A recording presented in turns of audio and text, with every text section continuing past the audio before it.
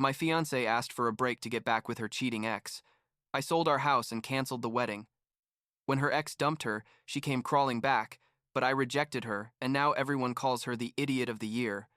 I'm 30 years old. I work in marketing, and about 6 months ago, my life did a complete 180 that I'm still trying to process. The thing is, I was with Maya for 4 years. We got engaged, we were planning the wedding, and suddenly, everything went to hell in the most surreal way possible. And when I say surreal, I'm not exaggerating, because basically my fiancée asked me for a break so she could get back with her ex, and well, I made decisions that apparently nobody expected. But let me tell you everything from the beginning, because I need to get this off my chest, and maybe someone reading this can learn something from my experience. Maya and I met when I was 26. It was at one of those boring networking parties they force you to go to for work. You know, those where everyone's standing there with a glass of cheap wine, pretending they care about what the guy in the horrible tie is saying. She was standing near the snack table, looking at her phone with that, "I want to leave already" face. And I went over because, honestly, she looked like the only normal person in that place. We started talking. Turned out she was a freelance graphic designer, super talented, with this kind of bohemian style I loved. And we ended up leaving there like 20 minutes later to get real tacos. That first night, we talked until 3 in the morning, and when I got home, I thought, okay, this girl is different. The first 3 years were great, honestly. We moved in together like a year into dating, bought a small but nice house in the suburbs. Well, technically I bought it, but she helped decorate, and it felt like ours. And everything seemed to be going perfect. She worked from home most of the time. I had my office like 20 minutes away, and we had that comfortable routine you build with someone when things are working. On weekends, we'd do brunch, go to the movies, visit our families. I mean, the normal couple life you expect to have. My best friend Tyler, who I've known since college, always said Maya and I were that couple. That makes everyone else feel bad, because we looked so happy. And we were.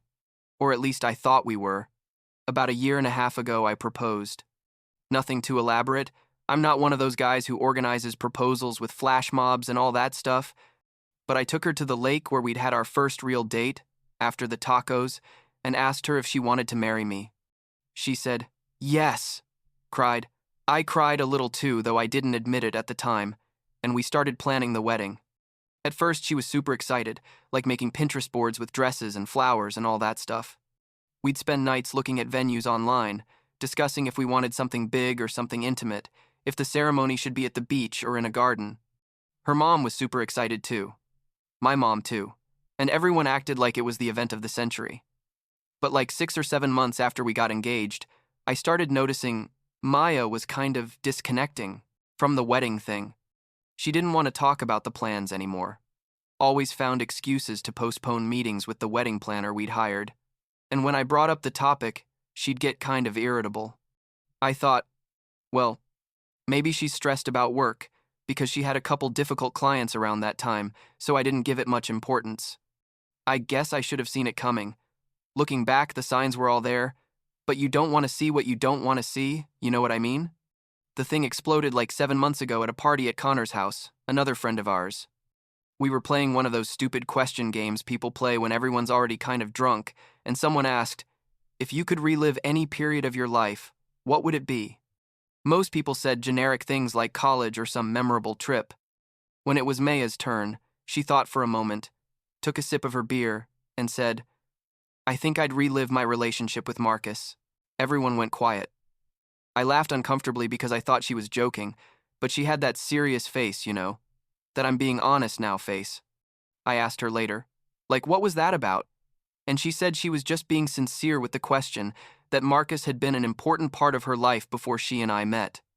This is where I need to backtrack a bit and explain who Marcus is. Maya was with him in college. It was her first serious relationship. They lasted like 3 years. According to what she'd told me when we started dating, Marcus was a jerk who cheated on her multiple times, who treated her badly, and who eventually she had to leave because she realized the relationship was toxic. She always talked about that relationship as her big youth mistake, like that thing you learn from but never want to repeat. I never felt insecure about him because, well, why would I feel insecure about an ex who'd treated her like trash? But after that answer in the game, something clicked in my head, like, okay, maybe there's more here than I'm seeing. A week after that party, Maya came home after being out with some friends, or so she said, and asked me to sit down and talk. I was watching a game in the living room. I put my shoes on because something in her tone gave me a bad feeling, and she sat on the couch in front of me with that "I need to tell you something" serious face. She told me, "Ethan, I think we need to take a break." I asked, "What do you mean by a break?" And she explained that she'd been talking to Marcus lately. Turns out they'd reconnected on Instagram like 2 months before, and I had no idea. That he'd changed a lot. That he'd apologized for everything from the past. And that she felt like she needed to explore if there was still something there before marrying me. I stared at her without saying anything for what felt like forever. In my head, a million things were going on. Like, is she serious? Is she really asking me for permission to date her? Ex? Does she see me as a literal plan B? But on the outside, I stayed completely calm, and I think that surprised her because she expected me to explode or beg or something. I asked her very calmly, "So you want us to put our relationship on pause so you can see if you prefer to be with your ex who cheated on you multiple times?"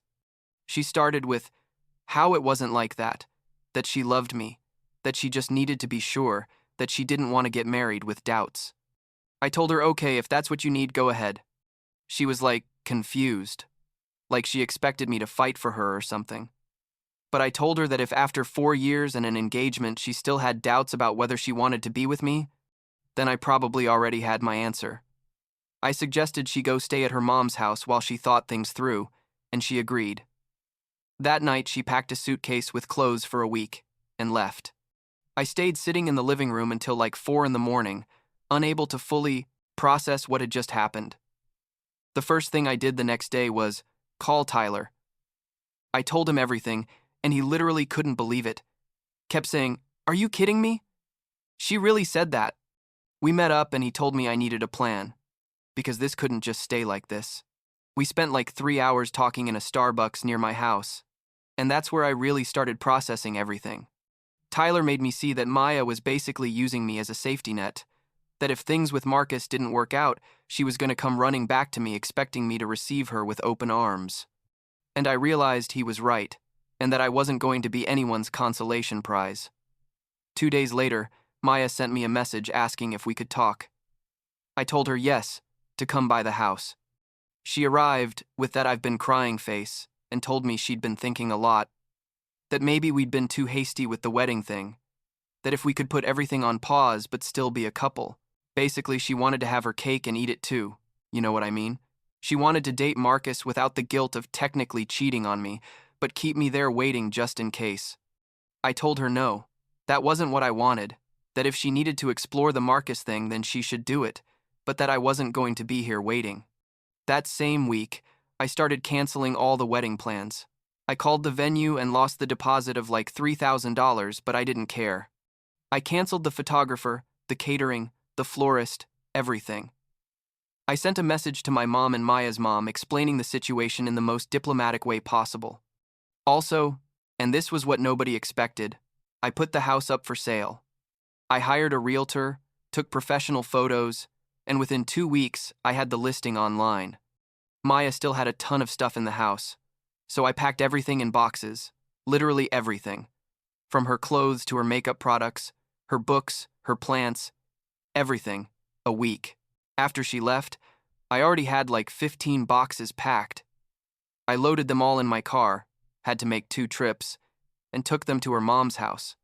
I left everything on the porch with a note that said something like, "Here are your things. I hope you find what you're looking for. Take care." It didn't sound bitter or dramatic, just factual. Her mom came out when I was leaving the last box and asked if we could talk, but I told her no, that everything had already been said, and I left. Like 3 days later, Maya showed up at the house without warning. I was packing my own stuff because I already had a couple interesting offers on the house. She knocked on the door. I opened it, and she stood there with that "we need to fix this" face. She told me she'd made a mistake, that Marcus turned out to be exactly the same jerk as before, surprise, surprise, that what we had was real, and the thing with him had just been nostalgia confused with real love. She came into the house without me inviting her, and saw all the boxes, the for sale sign in the yard, the house half empty. She asked me what I was doing, and I explained I was selling the house and moving to an apartment. She got hysterical, started saying I was overreacting, that it had only been a week. Technically, it had been like 10 days. But whatever. That she had come back and we could fix everything. I told her very calmly that no, that she'd made her decision when she decided I wasn't enough, and that I'd made mine. She begged me, literally grabbed my arm and started crying, saying she loved me, that it had been a stupid mistake, that Marcus had manipulated her, making her believe he'd changed. I asked her, and what if in 2 years another ex shows up and suddenly you have doubts again? Am I going to be here my whole life being your plan B? She swore no, that this had been a wake-up call, that now she knew with certainty that I was who she wanted to be with. But you know what? I'd had my wake-up call too. I realized that if someone really loves you, they don't need to go with someone else to be sure. I told her to leave, that I'd already made my decision, and to please respect that. She left crying, screaming that I was heartless, that how could I throw away 4 years just like that?